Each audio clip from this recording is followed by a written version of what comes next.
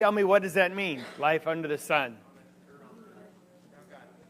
A life as though all there is on the earth is here and now with no God, no eternity. Now, is Solomon say there's no God? No, he's not suggesting that. But he's looking for purpose or meaning on this earth without looking above the sun where God is. And of course, what is his answer? It's all vanity. It's all vanity.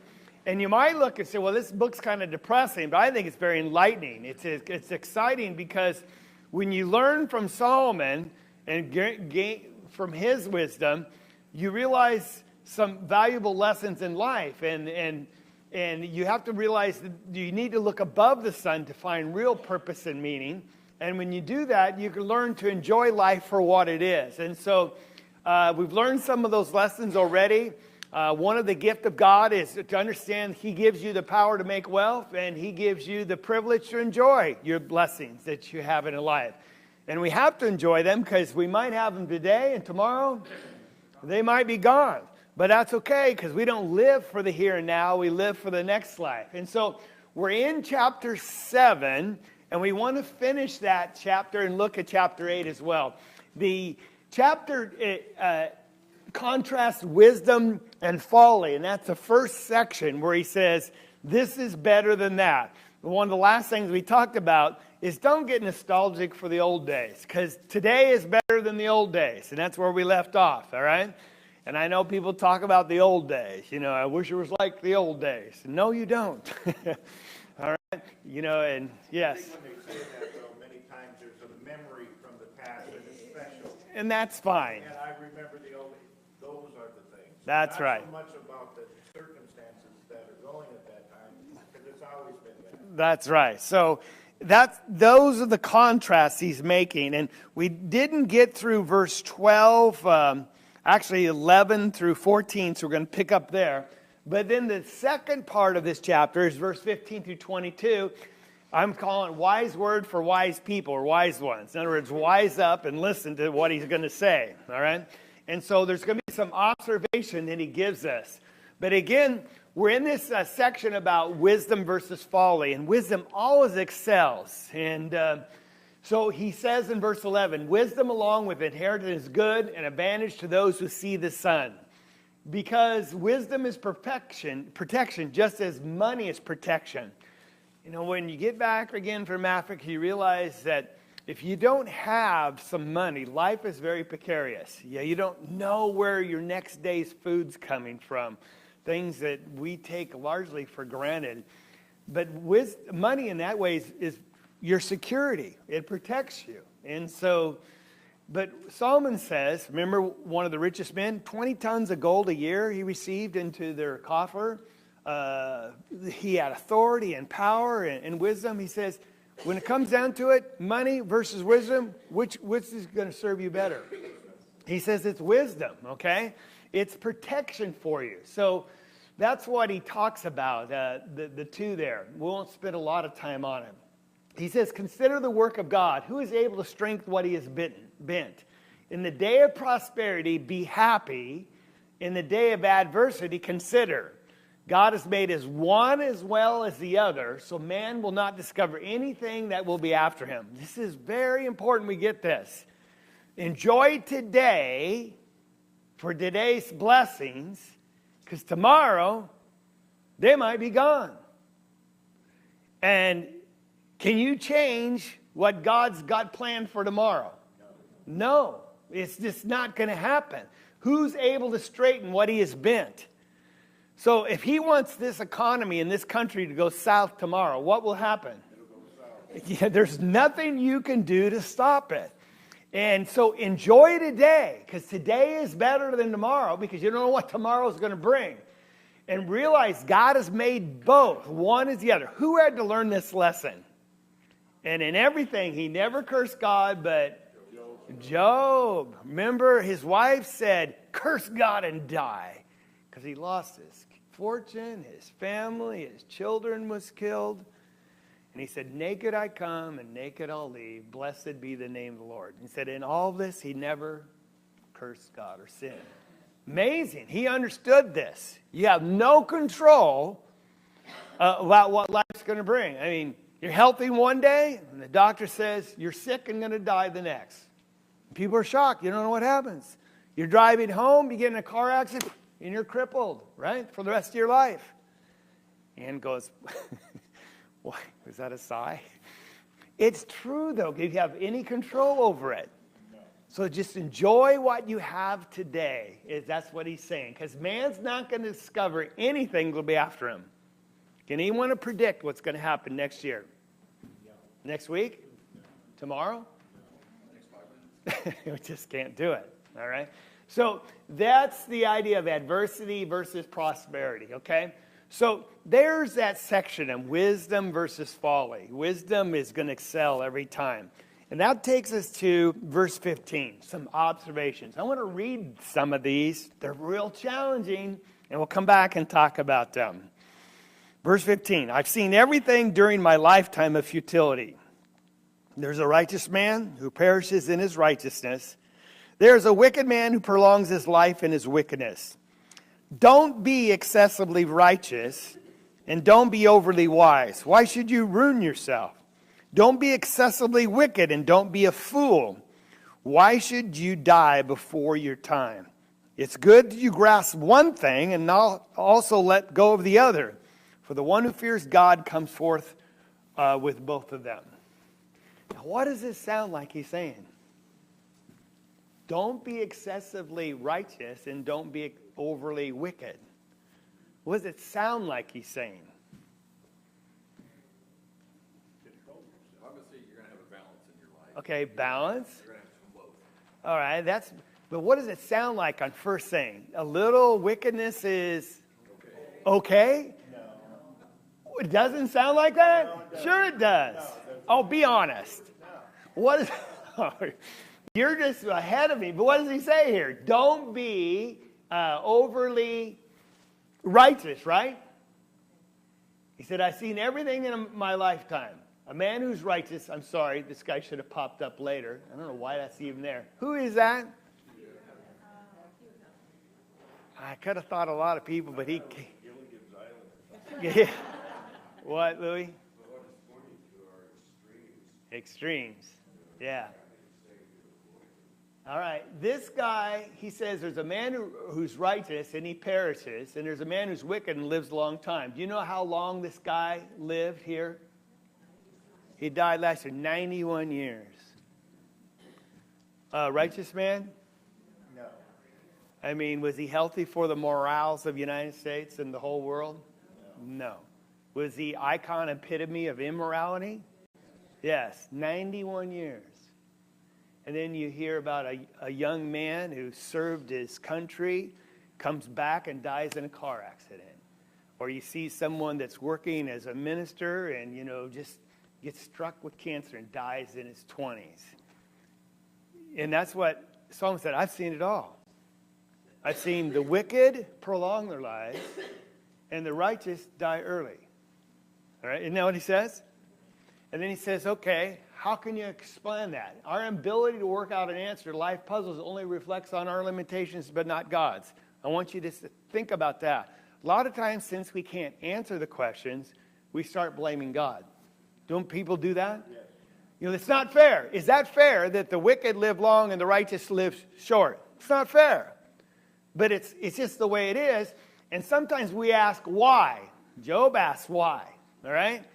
And sometimes when people don't get answers to their whys, they start blaming God for being unjust or not in control or not loving us. And that's why I want you to just think about it. Just because you can't answer why, it's a reflection on our limits, not on God's. We just don't have a clue what's going on. Yes? Well, I've always contemplated that. I almost wonder if it isn't God's grace that allows that wicked man a little more time to hopefully... Could be that. That's right. He's just not getting it. He's not getting it. He's not getting it. And with maybe a little more time and circumstances, he might finally get it. That's right. Yes? That's the other thing, you kind of get on, we have to come to the realization life is not fair. It just isn't. Period. Well, ever since the fall and evil's entered the world, is there justice always? No. And we have to accept that and understand that. And we never have the full picture. Max Lucado tells this story. And there was an old man, he was a wood crafter, and he was really good at his craft, but poor, but he had a white stallion, a beautiful steed. And everyone was jealous of him because he had this beautiful horse. And they tried to buy it from him. Said, nope, I don't want to sell it. One day, the horse is gone. So everyone laughed at him. You should have sold it while you had the chance. You could have had some money. Now you have nothing. He says, well, we don't know. Let's see what happens. And then a week later, the white stallion comes back with 12 other beautiful black horses, brought him back in. He said, oh, your curse was not a curse. It was a blessing after all. I said, we'll see. We don't know if it's going to be a blessing or a curse. And in the weeks ahead, his son tries to break those wild black horses. And one throws him and breaks both his legs. And now his son can't work or do anything. And they said, oh, the horses weren't a blessing. They were a curse. And the wise old woods craftsman said, let's just wait and see. We don't know the whole picture yet. Well, a little while later, the king comes in and drafts all the people into war, except for the son of the woodcrafter because his legs were broken. And they said, oh, the horses were a blessing and not a curse because it broke his legs, and now he doesn't have to go to war. And it's all about what?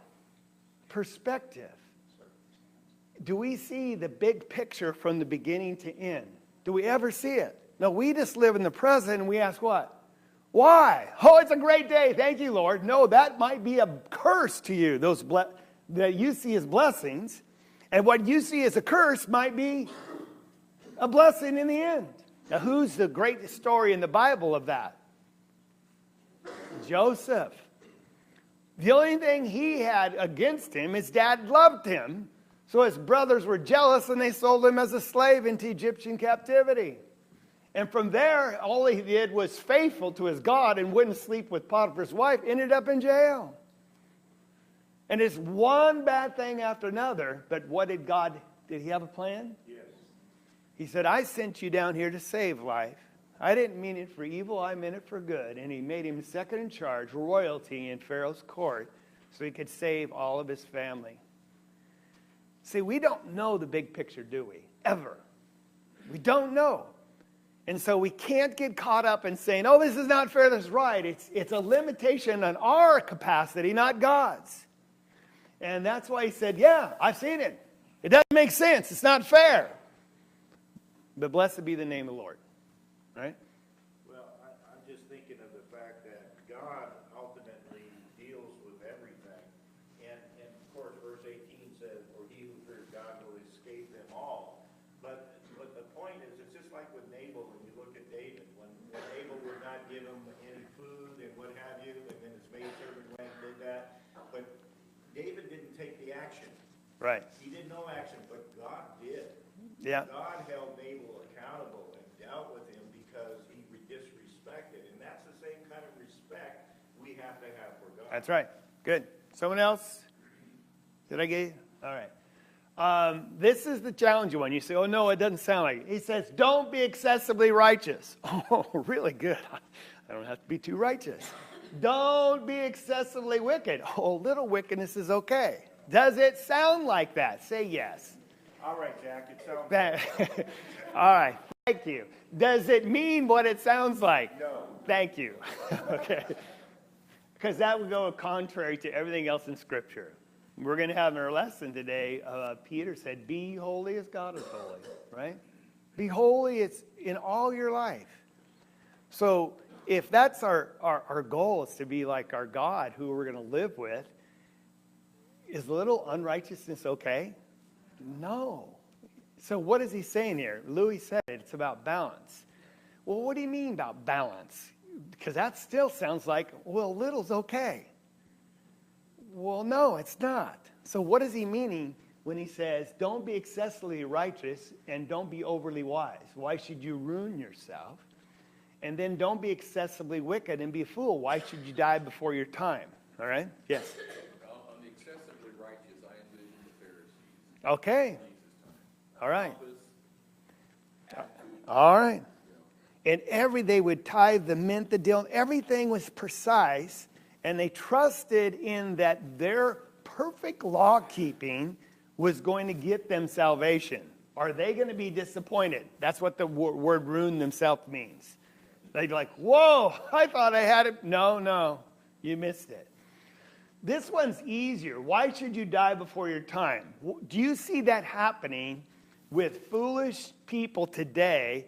They don't have any respect for laws or just the authorities. And, well, I just heard about a guy just full of drugs, driving in the freeway, slammed into someone, killed them, and killed himself. Do we hear that happening a lot? And he's like, you fool. Use a stronger word than that. You idiot. Not only did you kill others, you killed yourself. Your life's gone. And it was all ahead of you because you were excessively what? Wicked. All right, is he saying a little wicked is okay? No. He's saying, but we see people do this. This probably leans itself to a person who thinks, well, by my works, I'm going to be approved by God. Now, anyone's going to be able to say that? No. No one is. And there's some people, you've known them, and I don't even have the words to describe the person I'm talking about. They're so stoic. They're so... So help me. They're so concerned about doing everything so perfectly, lest they sin or even give the appearance evil, they can't even smile. They can't laugh because they don't want to feel like they're laughing at something's wrong. They can't do anything because they're fearful that they're going to sin. So they just miss out on life altogether because they're trying to be perfect. You know what I'm saying? That's just excessively righteous. It's righteous beyond what God has ever asked for. It's their own making. Yes? A person that's excessively righteous is, first of all, I believe they're putting too much attention on them and not God. Exactly. They can do just as much damage as somebody that's That's right. That's right. Now, we were talking about playing cards. In Kenya, we could not find a deck of cards anywhere to buy. Do you realize that? He said, why couldn't you find a deck of cards? We couldn't find them in the gift stores. We couldn't even find them at the airport. And usually you find playing cards from any country in that has pictures of that country. Could not find it in Kenya. You know why? Because playing cards are all associated with gambling, and gambling is illegal. You could not sell playing cards in Kenya. All right? Now, was there a day in our society that playing cards was always associated with gambling? Yes. I'm sorry? It was evil, too, because the tarot cards. Oh, yeah, that aspect, too. But people cheated. It was always, even, I know some of you love pinochle, because Art and Sarah and Anel and Roy play pinochle every Friday night. Pinochle was a gambling game to start with. Did you know that? You could make money on it. Who's ever played pinochle to gamble? Here. You? Oh, Paul. Boy, you're older than I thought you were. They do on the East Coast still? Yeah. It's one thing that I learned when I was out there. Like, you can go to the parks, and in a lot of the parks, like in New York City and stuff, they play chess for money. They All right. play any card game. You can turn anything to money. That's right. I mean, shooting hoops can be into money. People do it. But my point is, do you play cards to gamble today? Other than poker, and I know some people do that. Do you play pinochle or card games for gambling purpose?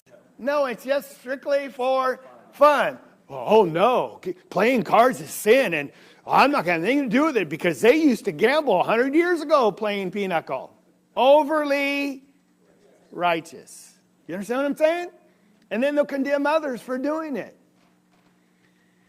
And it has really nothing to do with being right before God. It's just this sense they scare themselves into a box they can't move. And what is one of the gifts of God? We already learned in Ecclesiastes to enjoy life.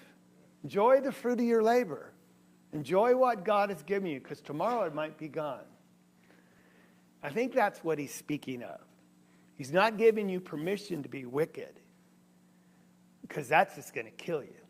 But on the other side, don't be so, I can't even think of the right word, overly righteous.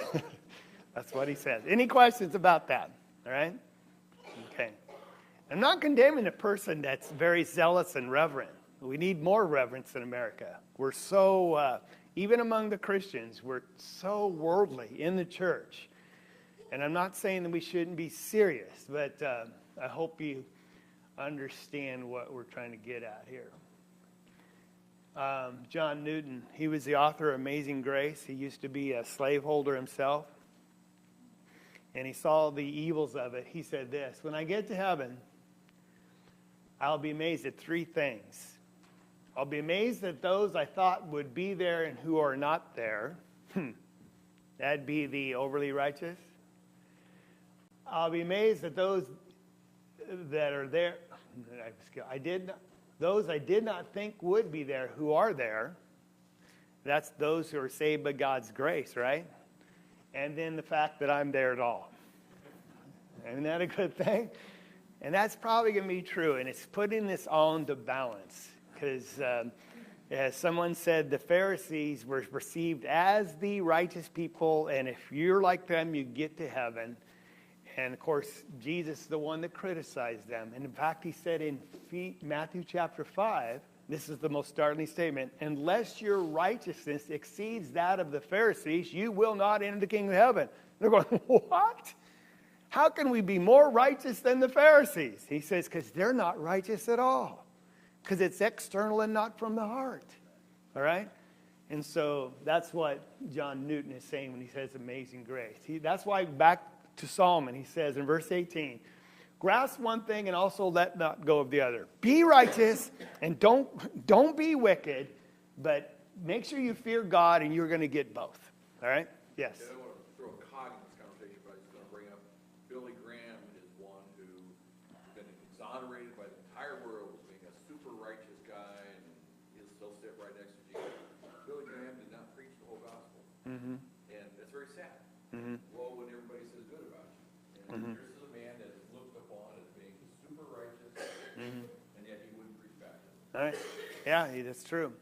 All right, so verse 19, wisdom strengthens a wise man more than 10 rulers in a city.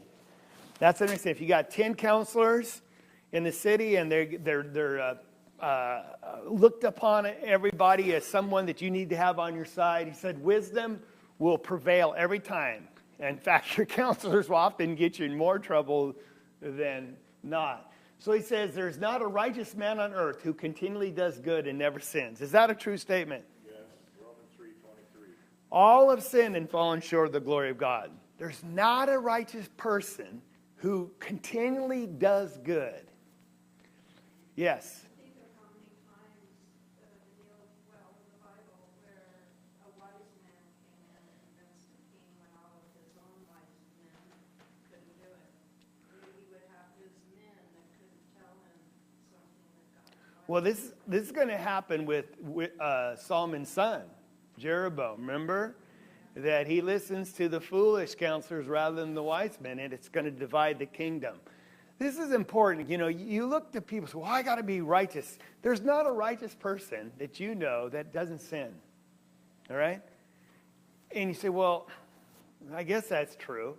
But let's just mark it down. Everyone in life sometimes is going to let you down. I mean, your preacher's going to let you down. Your spouse is going to let you down. Your parents are going to let you down. Your brothers and sisters are going to let you down. Your brothers and sisters in Christ are going to let you down. Somebody somewhere will always let you down sometime, right? Right? And it's interesting. I'll say this. The reason people like you that do is because they don't know who you really are. Because you've learned enough social graces to hide the real sin that's in you, and you learned how to control yourself. But if they knew who you really were, they wouldn't like you have problems liking yourself. Is that not true? But God does know. And we're not going to be saved by our perfect works, our perfect righteousness. And we're going to be saved by our perfect faith in God's grace in our life. There's no one that's righteous. So don't get caught. I got to be overly righteous. Is this an excuse to sin? No. But we're trying to get a balance and a perspective. You understand what I'm saying? If people knew what we actually did in our lives, we would have respect for no one. It's our struggle between be more like God and fight off evil. So he says, verse 21, don't take seriously all the words that are spoken, so that you will not hear your servant cursing you. Now, this might be the king or leader hearing people in the newspaper saying bad things about them. Does that happen all the time? Yes. Athletes have to learn to not read newspapers because it'll destroy their confidence if they read and believe everything that's written about them. Because to perform in athletic, it's all mentally. When you're in the pro level, y'all have pretty much the same ability. It's now all mental. And here he's saying the same thing. He says, don't listen and take serious everything you hear. In fact, don't even listen. And the reason he says that is because what? Have you ever said something bad about someone else you really didn't mean? Or you just said it in the moment because you're upset? We all have. And if you believe everything that is said about you, you'll go crazy. It happens all the time. I mean, people backbite everyone. Anyone that's in a leadership role is going to get the brunt of it. It's just because you're a focal point, you attract it. And if you want to stand up in front of an audience, you have to have thick skin and let things roll off your back. And I don't know how many times people to come and they say, oh, I'm just so hurt, I'm so devastated because someone said this about me.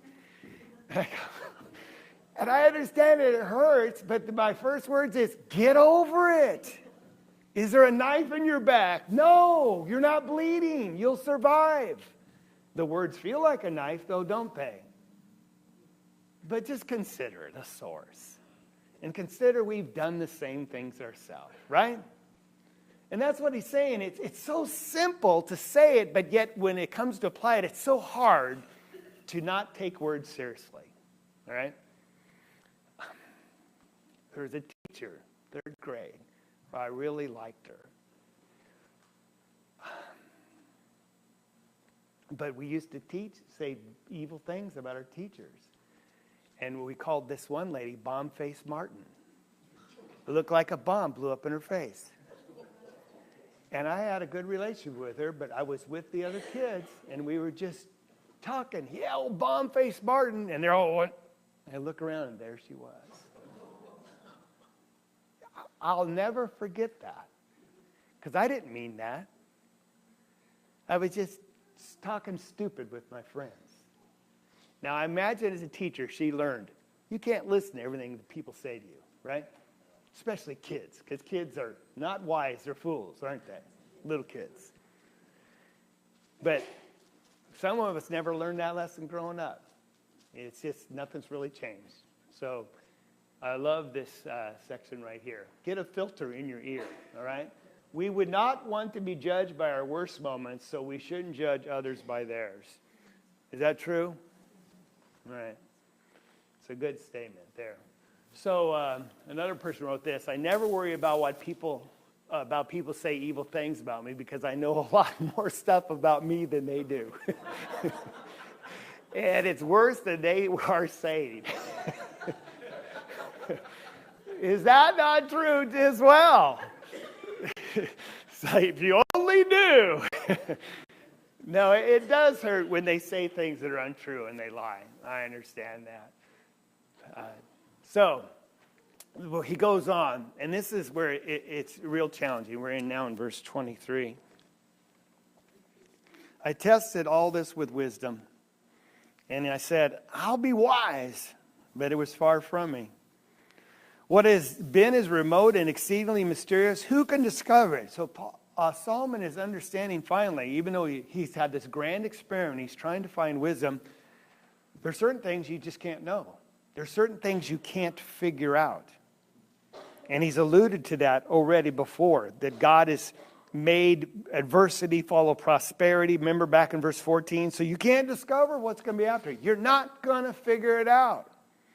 Now, God has so planned this and put eternity into your heart so you stop looking below the sun and you start looking above the sun. That's why God's designed it this way. Because if people had it all figured out, all the rules, what's going to happen next every day, would they ever look for God? No. But when life is uncertain and you don't know what's going to happen and you feel like you're just adrift, you're going to look for some refuge, some anchor, some truth. And the only way you're going to find that is looking above the sun to God. That's why in the conclusion he says, when it's all been said and heard, here's the only thing you can go home with is fear God and keep his commandments. All right? That's where he's going to. So he said, I tested. But verse 24 again, who can discover it? I directed my mind to know and investigate and seek wisdom and explanation, to know evil, folly, and the foolishness of madness. And I discovered more bitter than death the woman whose heart is snare and nets, whose hands are chains. One who is pleasing to God will escape from her, but the sinner will be captured by her. And I discovered this, says the preacher, adding one thing to another to find an explanation, which I'm still seeking, but have not found. But I have found one man among 1,000, but I have not found a woman among all these. But I have found only this, that God made men upright, but they have sought out many devices. Just like don't be overly righteous, overly wicked, this discussion about one man in 1,000 and not one woman at all is challenging. So we're going to try to make some sense of what he's trying to say here. Okay? But he's looking at foolishness and say that doesn't work. He's trying to understand wisdom. And here he says, I found a woman. Well, he said, I discovered more bitter than death the woman whose heart is snares and nets, whose hands are chains. In other words, you get in her grasp, she will enslave you and bind you. Now, one who is pleasing to God will escape from her, but the sinner will be captured by her. Now, again, I'm going to ask the question, Dave Larson, what does this sound like he's talking about? I'm not going to answer. All right. If you were going to answer, what would you say? If I don't have a question, I ain't going to answer. All right. Does someone want to answer for him? What does it sound like he's talking about? Wayne? Well, it sounds like in this whole discussion, he did find one man out of 1,000, but he didn't find any All right. out of the 1,000. Okay. And who would this woman, who does it sound like he's talking about? A prostitute, right? I know Dave was going to say that, but. And it could be. Because Solomon in his Proverbs talks about the adulterous woman who snares with her eyes, her lips, and her perfume. And if you go down her path, you're just going to be trapped in it. She'll just ruin your life like that. There's no doubt that that's true. But in Proverbs chapter 1 through 9, he personifies wisdom as a woman and also personifies evil and foolishness as a woman as well, as that adulterous woman. And the whole discussion here is wisdom versus foolishness, righteousness versus wickedness. And so it seems that he's probably talking about, rather than a literal woman, but a woman personifying wickedness, foolishness, and evil. Because he said, don't be overly wicked because you'll end your life too quick. And here he says, there is a woman out there that's trying to seduce you. And it's foolishness. It's the foolishness of the world. And it's the wickedness and all the lust of the flesh and the earth of this life. And it's all about snares and nets and chains. And you get caught up in it, you probably won't ever escape. Do you have family members that way? Do we know people like that? I was thinking of, I won't even mention names, but you weep for them because you know they're so far entrenched in the world, you don't know how they ever could be pulled back. Ensnared by the woman. Now, but the ones pleasing God, they're going to escape. They're going to escape. Why? Because they're looking above the sun and not only on this earth. You see that? So if it's not talking about a literal adulterous woman, and I think this is probably more true to the context, he's talking about the ways of the world versus the ways of God. Does that make sense? A lot of young men, it's gone into the service, have gone off to college, they've abandoned their faith and left their faith, and some of them never come back because of that woman of the world that ensnares them. The foolishness, the wisdom of the world just traps that young man or that young woman. We never see him again. Now, if that's the case, it would make more sense when he says this. I've only found one man among 1,000, but I've not found a woman among all these. What kind of man? What is he talking about? A righteous man. And a righteous man would include a righteous man or a woman, if you're following this context. But we're not going to find someone among the world. This is difficult to understand it exactly. And some people say, well, Solomon's being a misogynist, he's being a chauvinist here. No, I don't think that's the case at all. This man has all the wisdom in the world. You can't give him or get him stooping that low. But he's making an observation that I have only found one man among 1,000.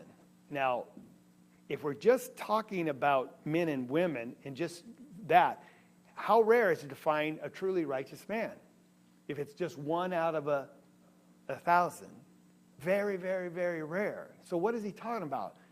A man that just gets it totally, that walks upright and circumspectly in all things. Yes, Wayne? I just was wondering if he's looking for that higher plane of thinking. Right.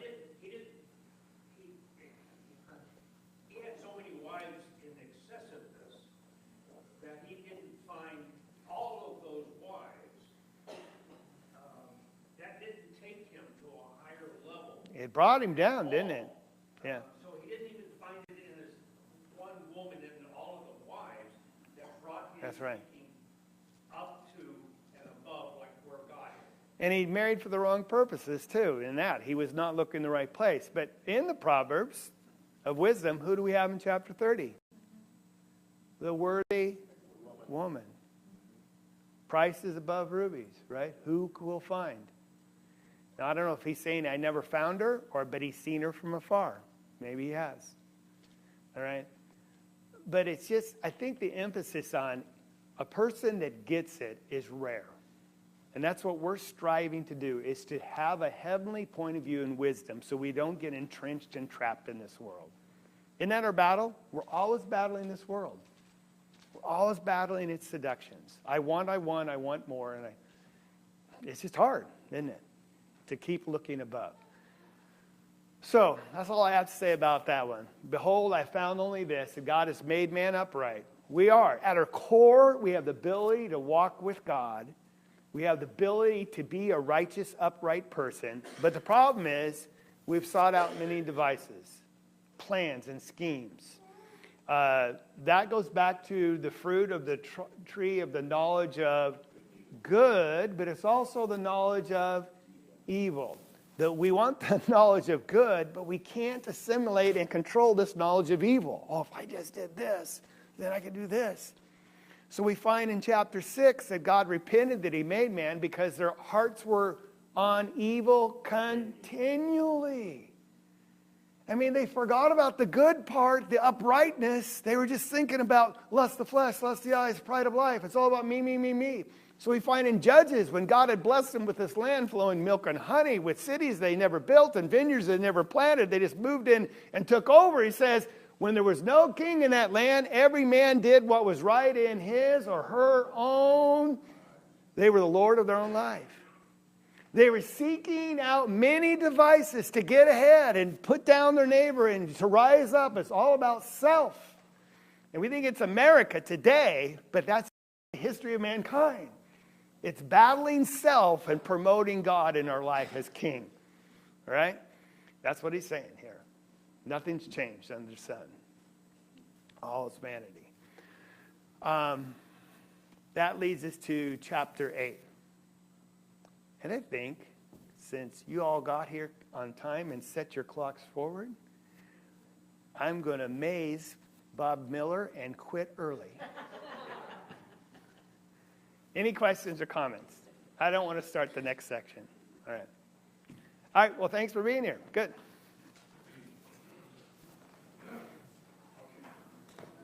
I didn't even